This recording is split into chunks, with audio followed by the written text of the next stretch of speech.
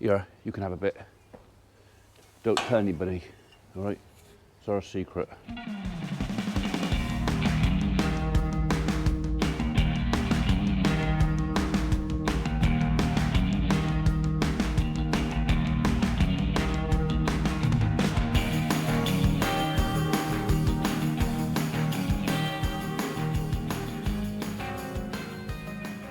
Morning world, welcome to Thursday, 11th of January. Another day on the farm, and for me, a bit of time away from the farm today, and to go and look at a big tree over in Welsh Wales.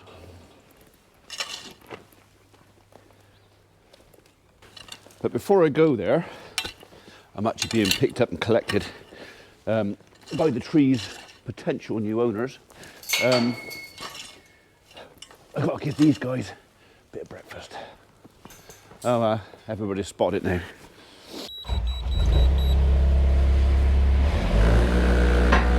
We definitely don't need that.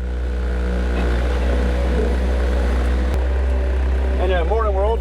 Welcome to Thursday, 11th of January, 2024. And a bit of the same and a bit of something different. So, do you remember Andy? Works for Reg.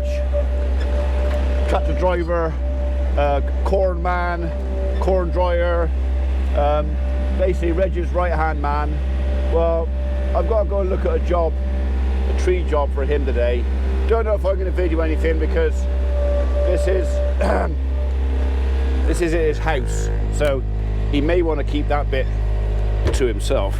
Yeah, but before we go, I got to give our calves a bit of breakfast. I might as well unwrap both bales, and then I'm ready to go.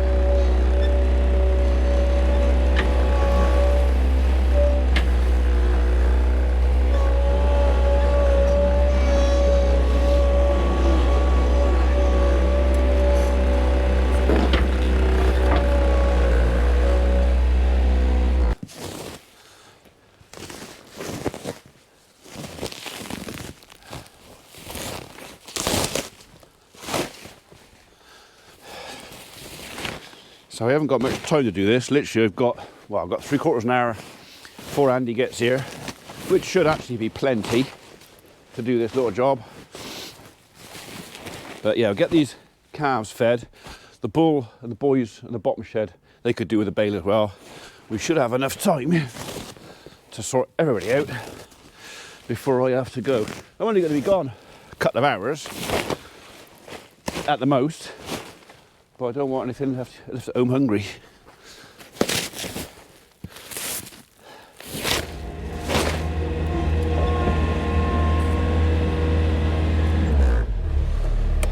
Got to get that off.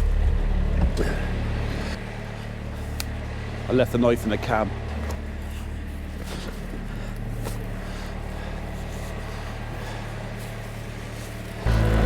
Mind your heads.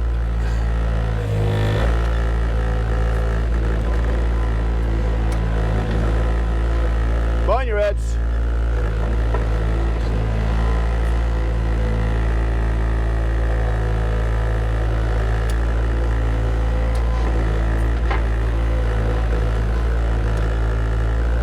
Get off.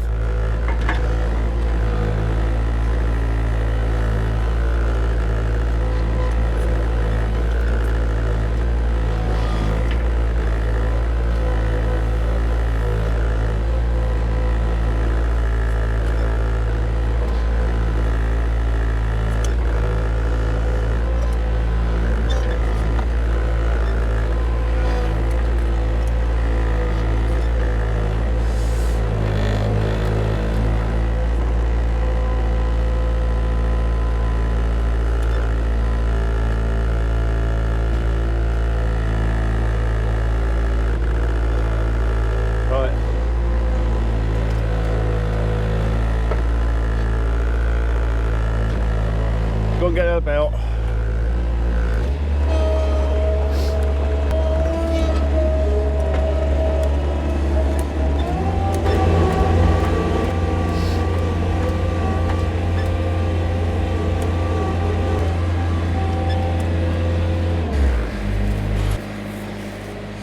It's coming, don't worry, it's coming. These bales are wound up pretty tight.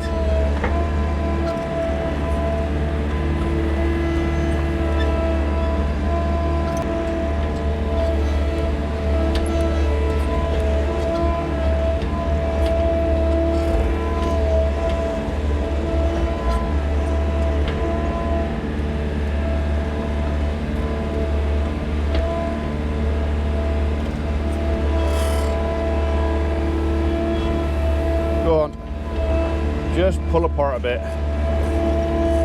There you go.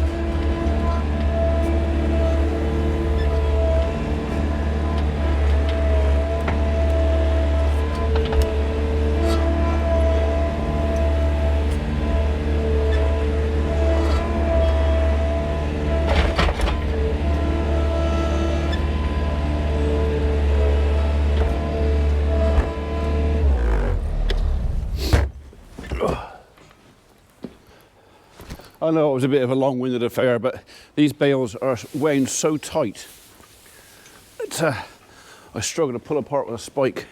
All right, you can have some out there. There's not enough feed space for everybody, so especially at the beginning, if they're a bit hungry, I just put some on the floor up here as well, and then at least everybody, I know it's a bit of waste, but everybody can get to it. No one goes without.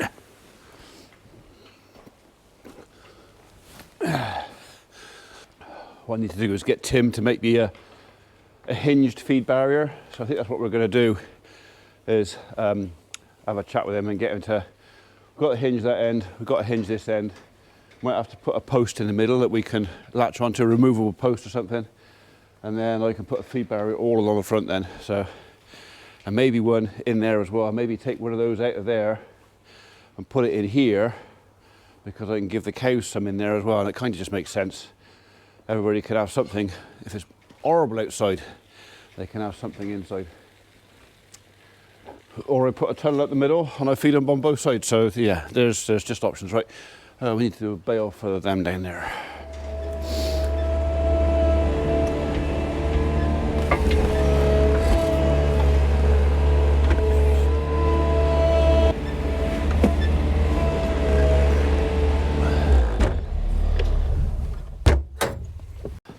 So you may have noticed this is a bigger bale because it comes with a different baler.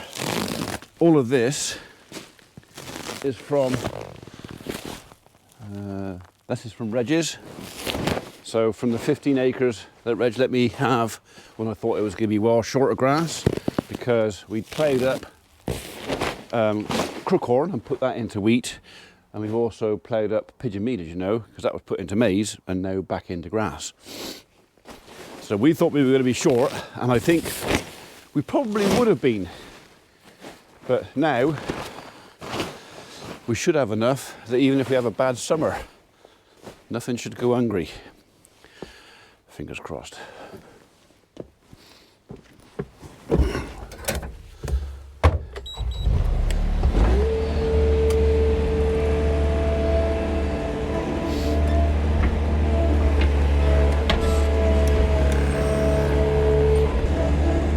This is one of the bales that the Ford boys wrapped up for me, so it's not just wrapped, it's also chopped. So, which is why I have to keep the skid steer over the feeder, because if I don't, because it's chopped, if I take the net off, it tends to fall apart a bit. So, right, I need to open that gate.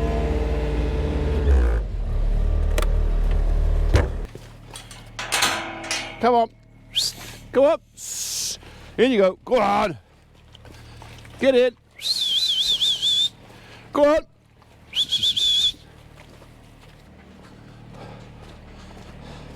I've got a belligerent heifer in there.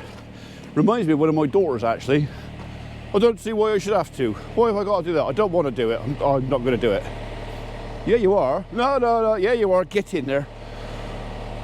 Kids.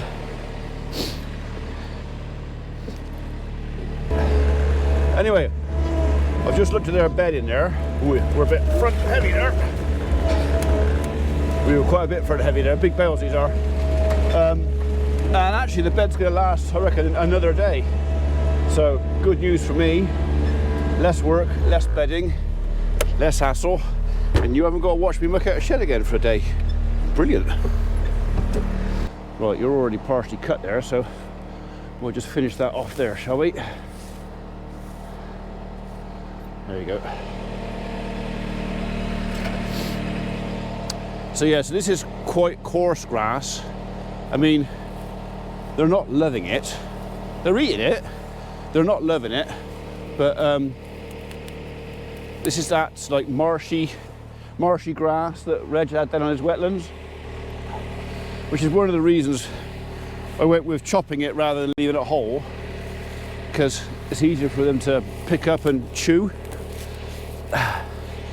And I was kind of hoping for less waste. I mean, there is quite a lot of waste out here. Whether there'd be more if it was long grass, but yeah.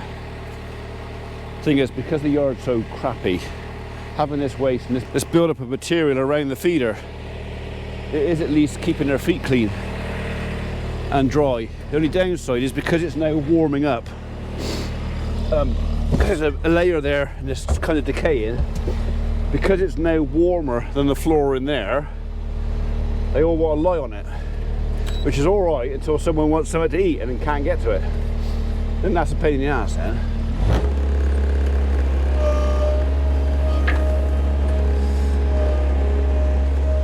But that's it, that's the last of the jobs I have to do. We are now back to jobs I want to do. Well, saying that, there's not actually a lot on today because it's dry. Yeah, maybe we're gonna have a wander around the fields later and just see how dry stuff is, because if the ground's drying up, which I think it is, then it won't be long and we'll be putting that old blue trailer on. Okay.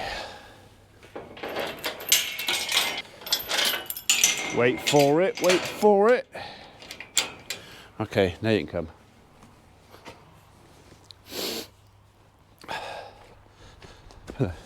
See, even the great big puddle in the middle of the yard is not a great big puddle. That's only like two or 3 days of dry.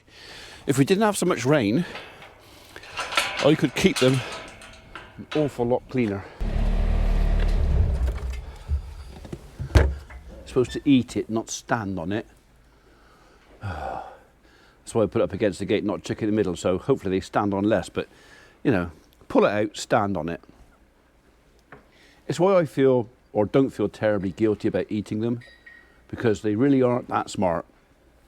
I mean, they get used to a routine and they can work some things out, but when it comes to eating and the other end, pretty much everything is on autopilot. There's no decision making there. It's a case of eat, sleep, repeat. Right, happy now. We can go. So their bed will probably last most of the day. Oh, they pulled a bloody string through, little buggers. That's why that's collapsed. Right, well, we'll have that out of there before somebody... I tied a knot on it and pulled it out this way. I didn't think they'd find it, but they flipping well did, and that's why that end of the bale's collapsed. Someone's had their head over the gate and done that. I should have known. I really, really should have known.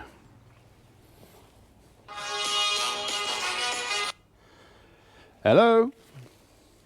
Morning, Ian. It's Darren from the CLA.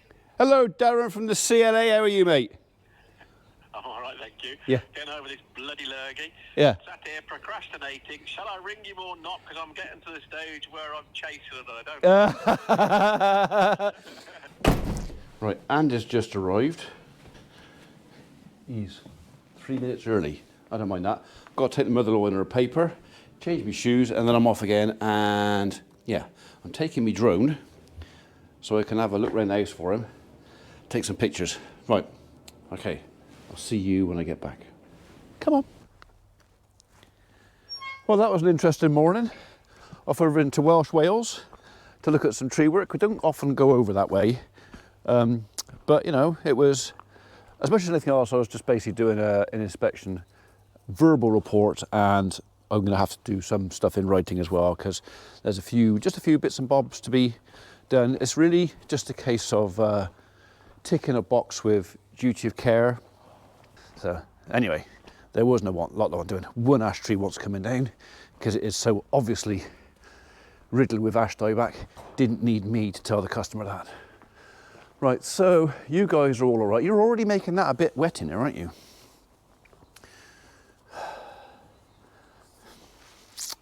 But the bed is staying dry and their bed is staying dry. It's amazing the difference. When it's not raining, everything stays so much cleaner.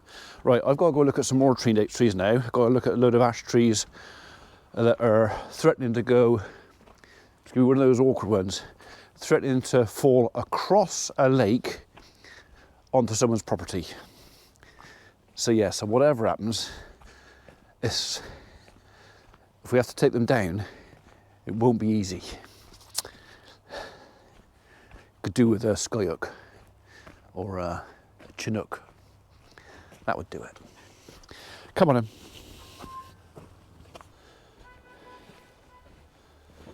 Right, we're just going to call in and see the guys on the way and see how they're getting on. So, we were supposed to be doing this job a couple of weeks ago, but we couldn't get down here because that river was overflowing.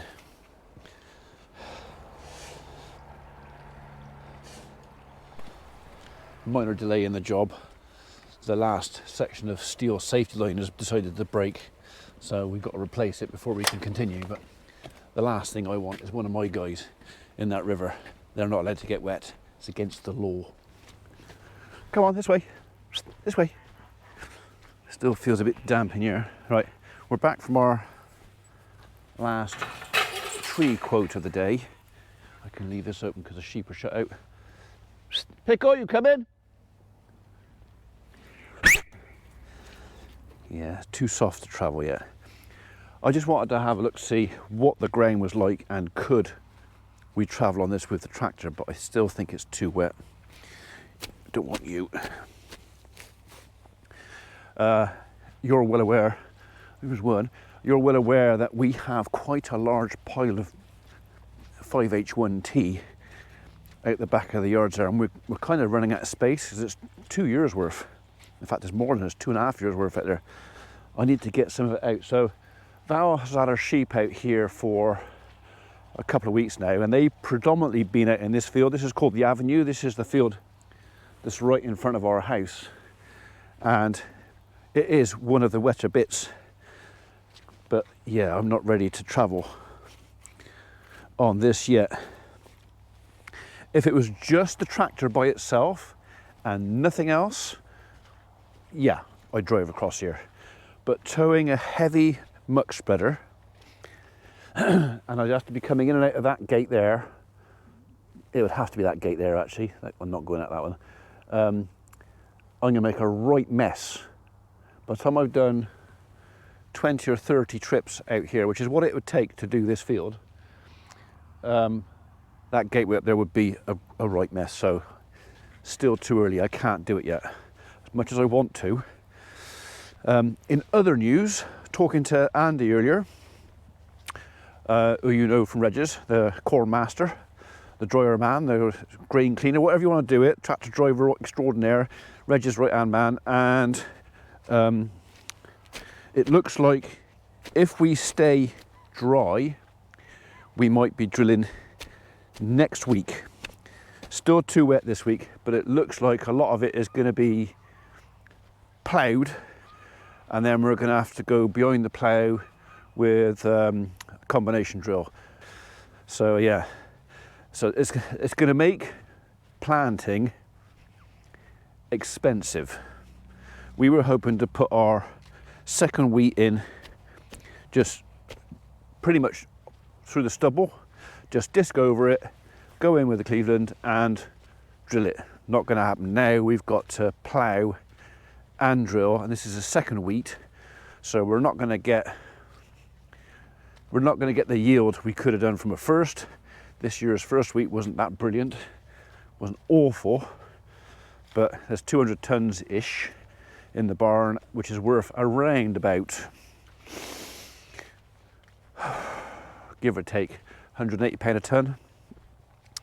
And that's the total income for the farm over there for last year, apart from the bit that I took out of it for straw and some grass. So I don't take any money from the farm over there. I literally just take some of the grass, and I've had some of the straw this year for any effort I put into it. It's dry enough down here. This is okay. I just travel on that, but unfortunately, to get to this bit, I've got to go across the wet bit. I got a funny feeling I'm not going to be muck spreading until next week either. And then it could well be just flat out. And you're going to get bored of that, because it's going to be as much as I can get out in as few days as possible. So it could be just 2 or 3 days of nothing but out here chucking muck about. So we'll find something to talk about, make it interesting. Ish. Someone just realised they got left behind. Well, you weren't paying attention, were you? Hey? You just weren't paying attention. Were you? No. Come on then, come on. So speaking of muck, and I've said it before and I'll say it again, the government or the environment agencies or whatever you would rather we didn't do it this time of year. Because while the grass isn't really growing, in saying that my lawn wants cutting again, while the grass isn't really growing and taking nutrients out of the soil, they're worried about everything being washed off into water courses. And that's, to a degree, you know, that's fair enough. But at least when we do a bit of that, they can blame us for the pollution rather than the water boards that let all the raw sewage disappear down the drains and into the water courses when it's raining. Yeah, easier to blame us. But anyway, so I just wanted to show you, just before Christmas, do you remember we spread quite a thick layer of muck out here?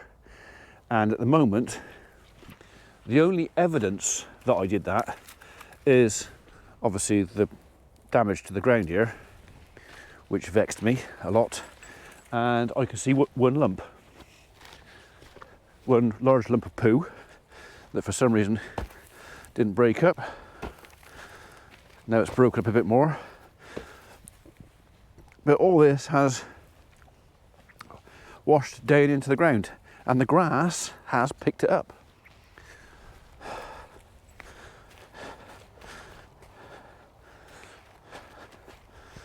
So we're going to do some more, literally as soon as we can. As soon as we can, I'm going to be chucking some more out here. This is going to be a while before I can do this. The ground is just too soft. We don't want you, and we don't want you. You can go back up the farm. So I watched Harry Metcalf's video earlier, reference summing up last year's crop profits and losses, and his opinion on OSR. And I think that's going to be kind of the same across the country, although I have heard, not sure where I heard it, but someone mentioned to me the other day about relaxing rules and regulations on the dressing of OSR, this oilseed rape seed. If that is true, and I'm not saying it is, I just heard it, so don't repeat what I'm saying, just, you know, unless you checked it for sure. If that dressing has been allowed back, and all the beekeepers will be going, oh, woe is me, and all that, it's a seed dressing, okay, goes in the ground. Last time I looked, bees don't go in the ground, and I would like to know how nicotoides, something or other, are chemicals which apparently lethal to bees and other insects, how the arguments weigh up, because a seed dressing which goes in the ground, and yes, it is obviously in the plant because it kills off the grub, but surely the bees are only interested in the plant when it's in flower. And as far as I was aware, and again, correct me if I'm wrong, I believed all the chemical content of that insecticide was basically gone by the time the plant came into flower. So is that wrong? Am I wrong in thinking that? Because that's what I thought. Because the alternative is, if we can't use the seed dressing that goes in the ground, then all that's left is chemical sprays, possibly 3 or 4 applications of different types of insecticides, trying to control the pest. Which is worse?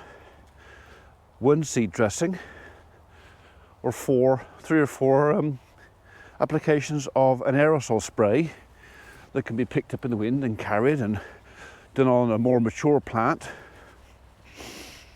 I don't know. I would actually like to hear both sides of that argument, because I'm really not sure which is the worst. Or, you know, neither are good. Sprays are not good, but if you want to eat, let's put it this way, this country would not survive on a 100% organic system. We don't produce enough now. I don't know. Stop stalking those sheep, you. Pepper wants to go play with the sheep. Come on.